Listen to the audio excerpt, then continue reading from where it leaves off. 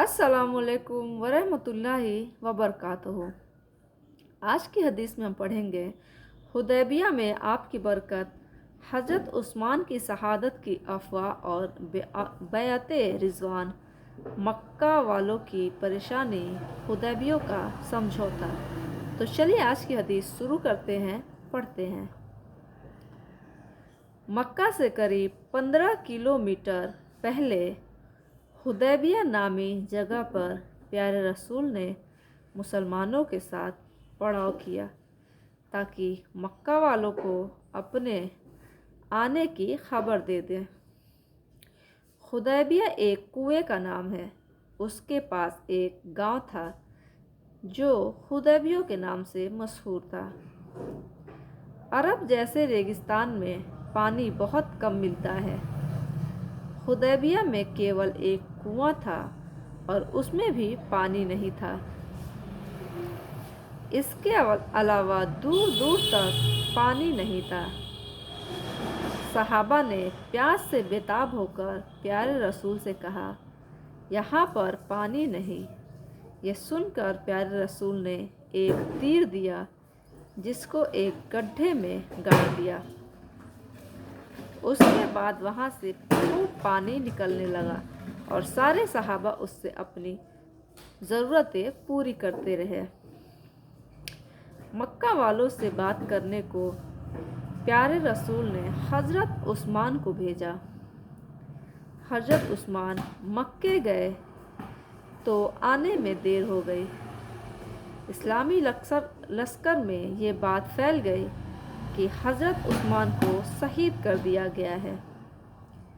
इस पर प्यारे रसूल को बहुत सदमा हुआ और फरमाया कि जब तक मैं उस्मान का बदला ना ले लूँ यहाँ से नहीं हटूँगा। वहीं किकर के एक पेड़ के नीचे तमाम सहाबा से वादा लिया कि जब तक जान में जान है दुश्मनों से लड़ेंगे, मर जाएंगे मगर भागेंगे नहीं। कुरान के 26वें पारे में सूरह फतह में इसका जिक्र है। इसका वादा लेने वाले को इस्लामी इतिहास में बैअत रिज़वान कहते हैं। मक्के के लोगों को जब मुसलमानों की इस मरने मारने की कसम खाने का पता चला तो वह घबरा गए। लेकिन उनकी परेशानी यह थी कि अगर मुसलमानों को यूं ही मक्का आने देते हैं तो अरब में उनकी नाक कट जाएगी और मुसलमानों की इज्जत बढ़ जाएगी। अगर आने से इनकार करें तो किस वजह से काफ़ी लंबी बातचीत के बाद समझौता करना ही मुनासिब समझा। कुरैश ने समझौते में कड़ी शर्त लगाई। प्यारे रसूल ने सबको मान लिया क्योंकि आप लड़ना नहीं चाहते थे बल्कि चाहते थे कि प्यार व अमन कायम हो जाए। कुरैश ने एक शर्त यह लगाई कि इस साल तो वापस चले जाओ और अगले साल उम्रा करने के लिए आना। एक शर्त यह थी कि मक्के का कोई आदमी मुसलमान होकर मदीना जाएगा तो वापस करना पड़ेगा। लेकिन मक्के वाले किसी मदीने से आने वाले को वापस नहीं करेंगे। इसी तरह अरब के कबीलों में से जो जिसके साथ दोस्ती करना चाहे कर सकते हैं।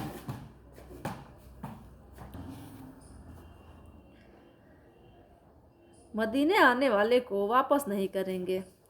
इसी तरह अरब के कबीलों में से जो जिसके साथ दोस्ती करना चाहे कर सकता है। और इसी तरह की कुछ दूसरी शर्तों के साथ यह समझौता किया गया कि ये 10 साल का समझौता है, इस बीच आपस में नहीं लड़ेंगे।